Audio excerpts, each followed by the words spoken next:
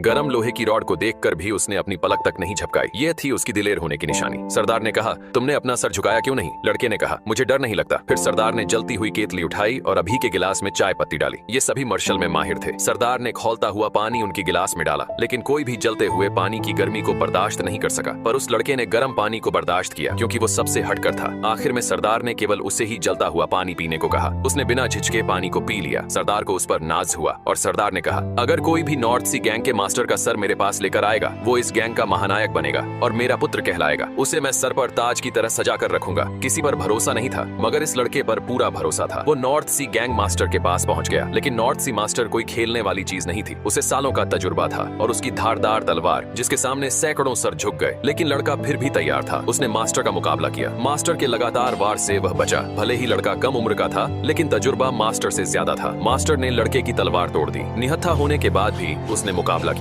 आखिर में उसने मास्टर की तलवार पकड़कर आगे उसकी तरफ सरक कर एक जोरदार मुक्के से जबड़ा हिला दिया। फिर ऊपर उछलकर मुक्के से सर की नसें ब्लॉक कर दी और मास्टर की तलवार छीनकर जोर से फेंकी। मास्टर बच गया। तलवार पिलर में फंस गई। उसके बाद लड़के ने मास्टर को मौका ही नहीं दिया। फिर छाती पर मुक्का मारा। सरदार अपनी तलवार का शिकार हो गया। उसने नहीं सोचा था कि एक दिन उसी की तलवार उसकी ही बलि लेगी। लड़के ने अपना काम पूरा किया, लेकिन यहाँ से सर ले जाना संभव नहीं था, क्योंकि यहाँ नॉर्थ सी की पूरी गैंग थी। लड़के ने कुछ का मुकाबला किया और एक को नीचे लेकर कूद गया, पर नीचे उसे दोनों तरफ से गैंग ने घेर लिया। मौत दोनों तरफ थी, लेकिन वो मौत से डरता नहीं था। उसने गुस्से से उनकी तरफ देखा और दौड़ पड़ा। लड़के ने अपनी निंजा कुंगफू से डटकर गैंग का सामना किया। उसे कोई छू तक नहीं पा रहा था। उसका हाथ किसी हथौड़े से कम नहीं था। एक मुक्के में पूरा पिलर तोड़ दिया, लेकिन गैंग बढ़ती जा रही थी। लड़के ने एक बोर्ड को पकड़ा और लातों से मारने लगा। आखिर में वो नीचे गिर गया। तभी एक साथी ने पटाखे की लड़ी नीचे फेंक दी। बहुत सारे पटाखे फूटने लगे। इसका फायदा उठाकर एक उसका साथी उसे यहाँ से ले गया। लड़के को बहुत घाव लगे थे, जिस वजह से वो बेहोश था। सरदार इस काम से बहुत खुश हुआ। उसने लड़के को अपना बेटा बना लिया।